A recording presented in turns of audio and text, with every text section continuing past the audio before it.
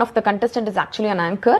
இந்த ஷோல வந்து அவங்க contestant. But இந்த மணிமேகலை வர்சஸ் பிரியங்கா, வருமானம் வர்சஸ் தன்மானம் சொல்லிட்டு சோசியல் மீடியால ஒரு வாரே போயிட்டு இருக்குன்னு தான் சொல்லலாம். இந்த குக் வித் கோமாளியோட ஃபைல இந்த ரீசெண்டா நிறைய பேர்லாம் எலிமினேட் பண்ணி விட்டாங்க பாத்தீங்களா. ஸ்டார்டிங்லேயே இதை பிரியங்கா பண்ணியிருந்தா இன்னத்திங் மணிமேகலை இருந்திருப்பாங்க, இன்னத்திங் இவ்வளவு பெரிய கான்ட்ரவர்சியும் கிரியேட் ஆயிருக்காது.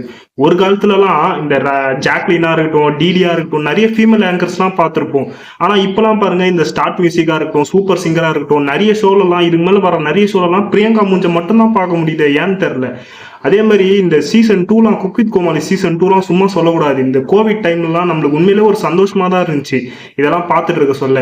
இந்த சீசன் 1ல இருந்து சீசன் 4 வரையும் இந்த குக் வித் கோமாளி டீம் சம்பாரிச்ச பேரை அப்படியே சீசன் 5ல மொத்தமா எடுத்துட்டாங்கன்னு தான் சொல்லலாம்.